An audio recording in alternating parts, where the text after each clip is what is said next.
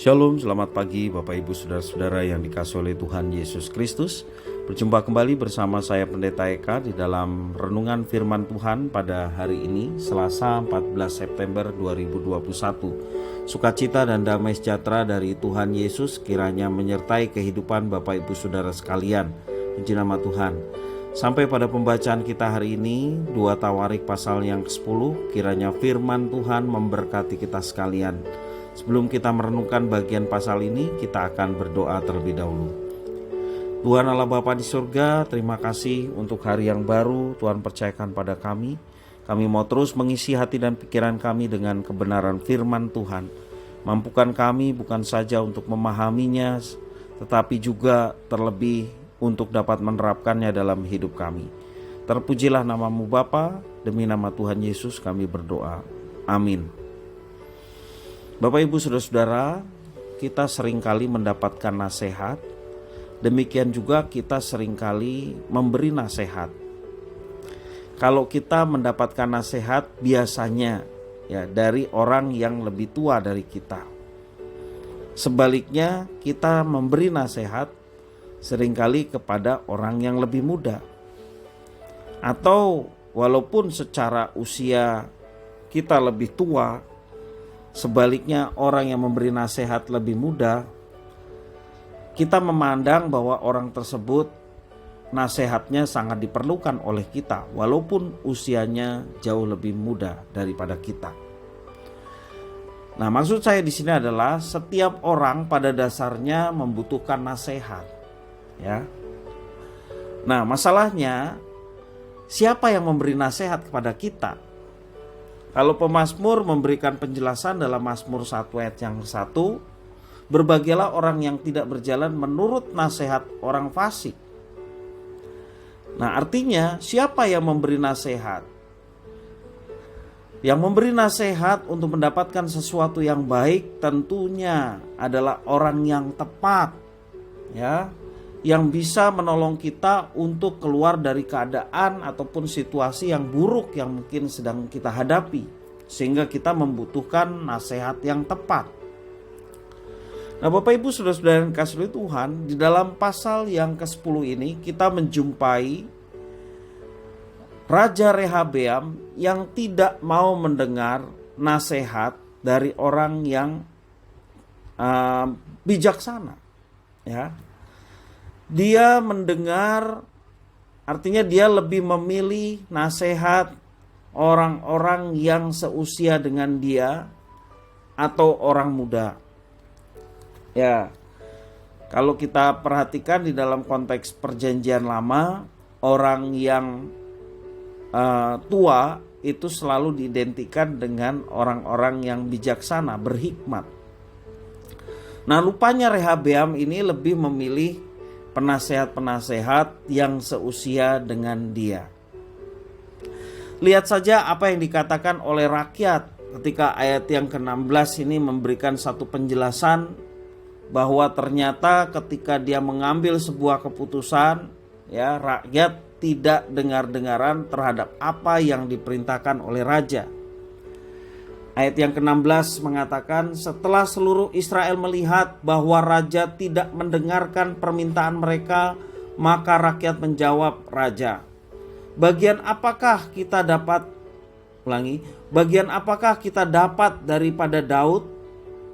Kita tidak memperoleh warisan dari anak Isai itu. Masing-masing ke kemahmu, hai orang Israel, uruslah sekarang rumahmu sendiri, hai Daud. Maka pergilah seluruh orang Israel ke kemahnya. Rehabeam kehilangan kepercayaan dari sebagian rakyatnya. Kita seringkali berkata nasihat orang tua, aduh kolot, ya, kuno, tidak kekinian, ya, tidak up to date. Apakah benar seperti itu, Bapak Ibu Saudara-saudara? Tentu saja sama sekali tidak benar. Ya, memang ada nasihat-nasihat yang tidak perlu kita dengar walaupun itu diberikan oleh orang yang lebih tua. Ketika nasihat-nasihat itu bertentangan atau tidak sejalan dengan firman Tuhan. Nah, Bapak Ibu Saudara-saudara yang dikasihi oleh Tuhan, tentu saja kita harus bisa menyaring mana nasihat yang sesuai dengan firman Tuhan, mana nasihat yang tidak sesuai dengan firman Tuhan. Nah, kalau nasihat itu tidak sesuai, ya tentu saja kita tidak perlu mengikutinya. Nah, bersyukur kalau kita mempunyai orang tua ataupun sesepuh, ya. Kalau orang Sunda karuhun, atau juga ada rekan atau saudara family yang hidup takut akan Tuhan. Berapapun usia mereka, ketika mereka memberikan satu nasihat kepada kita berdasarkan firman Tuhan, ya. Karena orang-orang yang memberi nasihat adalah orang yang takut akan Tuhan, kita bersyukur. Mungkin nasihat itu bertentangan dengan yang kita lakukan, sebuah teguran, ya. Bersyukurlah atas semuanya itu. Karena apa?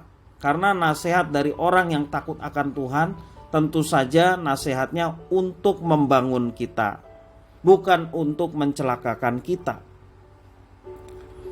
Tetapi bila kita tidak mempunyai orang-orang yang dekat dalam pengertian mereka hidup takut akan Tuhan, seperti orang tua, rekan, ya, saudara-saudara yang dekat, ya, kita bisa mencari hamba-hamba Tuhan. Kita bisa mencari pendeta, ya, yang bisa untuk menolong kita memberikan nasihat berdasarkan firman Tuhan.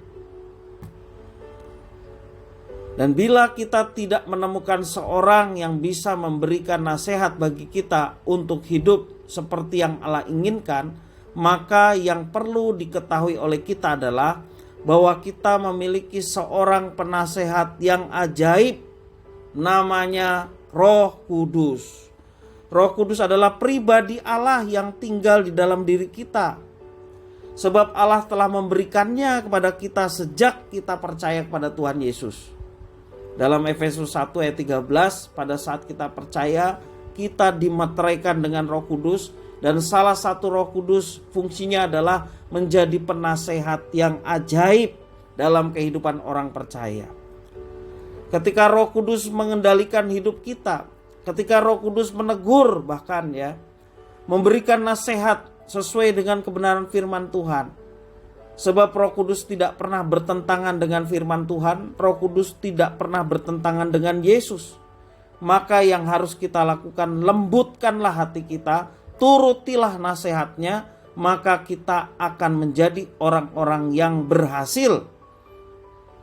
Berhasil dalam arti kita mau hidup dalam ketundukan kepada Tuhan. Nasihat yang Tuhan berikan melalui Roh Kudus yang tinggal dalam diri kita tidak akan pernah, sekali lagi, tidak akan pernah bertentangan dengan firman Tuhan. Karena firman Tuhan sendiri juga yang mengilhamkan adalah Roh Kudus Tuhan. Nasihat selalu membawa kita kepada kemenangan. Nasihat dari Roh Kudus selalu membawa kita kepada keberhasilan. Bapak Ibu saudara-saudara yang dikasihi oleh Tuhan, jikalau kita ingin mendapatkan nasihat yang terbaik, datanglah kepada Tuhan ataupun orang-orang yang dipercaya, yang hidup takut akan Tuhan. Maka kita boleh mendapatkan nasihat-nasihat yang terbaik. Kalau orang muda ingin mendapatkan pasangan hidup yang tepat, mintalah nasihat yang terbaik. Mungkin kita ingin mendapatkan pekerjaan, mintalah juga nasihat yang terbaik dari orang yang takut akan Tuhan. Mungkin kita ingin menjalani kehidupan dengan keberhasilan, dalam keberhasilan, mintalah nasihat kepada orang yang tepat. Ataupun kalau kita tidak menemukannya, berdoalah kepada Tuhan. Maka Tuhan yang akan memberikan nasihat yang terbaik melalui bimbingan Roh Kudus. Ya, artinya Tuhan bisa menggunakan orang untuk memberikan nasihat kepada kita. Kalaupun orangnya tidak ada, Roh Kudus yang memampukan kita untuk kita bisa menuruti apa yang Tuhan inginkan. Kiranya firman Tuhan boleh memberkati kita sekalian. Puji nama Tuhan. Mari kita berdoa bersama. Tuhan Allah Bapa di surga, terima kasih atas firman-Mu. Mampukan untuk kami dapat mengerti dan memahami serta menerapkan dalam hidup kami, sehingga hidup kami memiliki kelembutan hati, dengar-dengaran terhadap nasihat firman Tuhan, dengar-dengaran terhadap nasihat orang tua yang hidup dalam takut akan Tuhan, sehingga kami boleh mendapatkan berkat melalui nasihat-nasihat yang diberikan kepada kami. Terima kasih Bapa atas firman-Mu. Demi nama Tuhan Yesus kami berdoa dan bersyukur. Haleluya. Amin.